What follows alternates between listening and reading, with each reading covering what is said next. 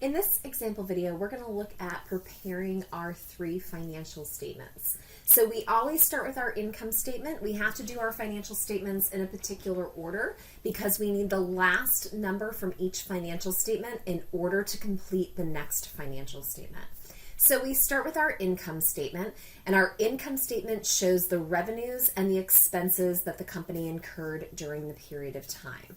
So when we look, we always have a heading. It includes the name of the company, the financial statement that we're looking at, and then it needs a date. So you'll notice here in Cengage Now, it kind of guides you a little bit of what needs to go there. So it says a label. So up here under label and amount descriptions, you have 3 different options for labels. Our income statement is always showing the revenues and expenses for a certain period of time. And we're doing our financial statements for the year ended December 31st, 2019. So that is the date that's going to go in here. Next, it says we need an account name. So we're looking at one of our accounts. So they gave us our account listing here. So we know our revenues are listed first, and the revenue that we have here is our fees that have been earned. On our financial statements, we have subtotal and total columns. Since we only have one revenue account, it goes right into our total column. So we have $912,500. Next, we need another label. So looking at our labels again here, we know what comes next are the expenses that we need. So we list our expenses in order of greatest to least, with miscellaneous expense always coming last. And again, Cengage is always going to guide you a little bit with what type of account needs to go in here. So in this case, it's an account versus a label. So our wages expense is our most expensive expense at $510,000. It goes into our subtotal column because we have more than one expense account. We then have our rent expense at $36,000, followed by our utilities expense at $28,500. And we have a supplies expense, and our supplies expense is less than our miscellaneous expense, but miscellaneous expense always comes last. So supplies expense is going to come next at $4,100, and then finally our miscellaneous expense at $6,400. You then see that it tells you that an amount description has to go next. So again, coming back up here to that box that says labels and amount descriptions, these are the amount descriptions that we can look at to be putting in here. So what we're going to be looking at here is we're going to add up our expenses to get to our total expenses for the period. So since it's a total, it's going to go into my total column. So we add together all of our expenses, and in total we have $585,000 in total expenses. We need another amount description. So we look at what we've earned for providing services to our customers versus what it cost us to be able to run and operate our business and provide those services to our customers. So when we earn more than we use, we have a net income. And it's our revenues minus our expenses. So in total, we have $327,500 in net income. We need that last number on our income statement in order to complete our next financial statement. And our next financial statement is our statement of owner's equity. The statement of owner's equity shows the value of the owner at the beginning of the period versus at the end. Always make sure you're reading the information that's provided to you above the financial statement. It's going to give you some additional information. So for example, it tells you if there was a net loss or there's a decrease in owner's equity, you have to enter that amount using a minus sign. So always make sure you're reading that additional instructions that are available to you. So again, we need a label. And just like your income statement, your statement of owner's equity is for a specific time period. In this case, it's going to be for the year ended December 31st, 2019.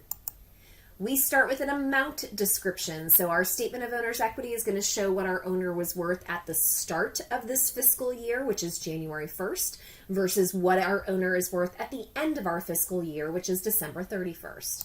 So we're going to highlight our capital account of our owner, and that is going to be our starting point. That goes right into our total column. And in the information provided, it tells us that our owner's capital balance was $670,000 at the beginning of this fiscal year.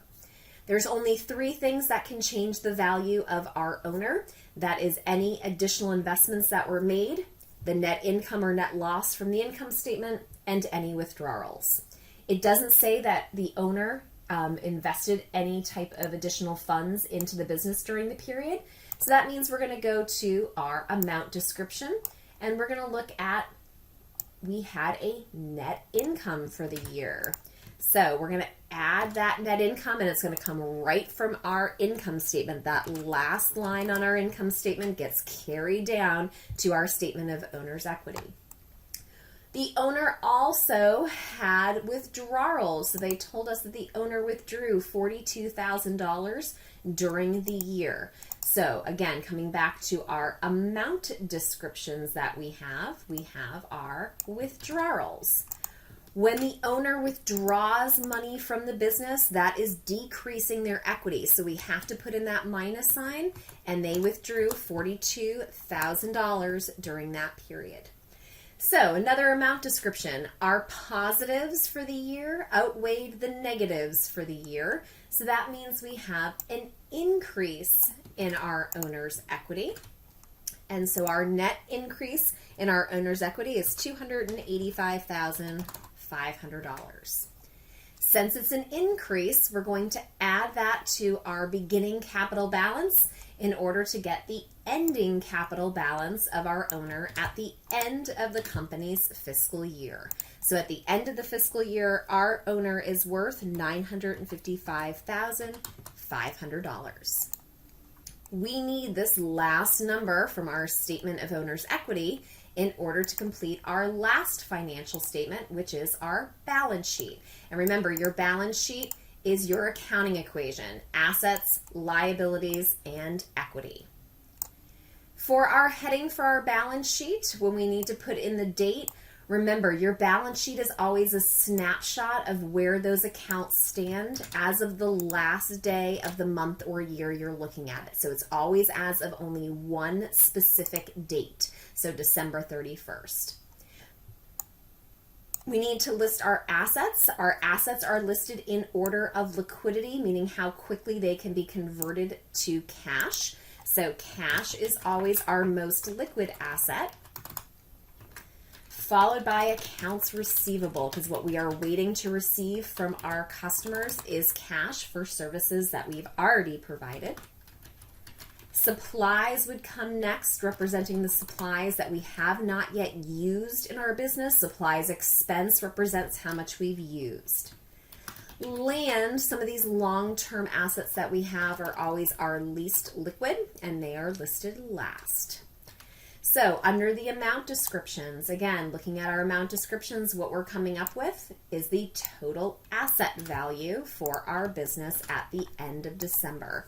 So in total, the business owns $1,025,000 in assets. Liabilities represent anything that the company owes to someone else. So we have an accounts payable. So at the end of the period, the business owns $69,500 to another individual or business. When we're looking at our owner's equity, we want to make sure that we're putting in that capital account. The key thing here is we're using it as of December 31st. So remember, we're pulling from the last line item that we see here, that we have $955,500. We're not pulling from the beginning. Use that beginning date that you have.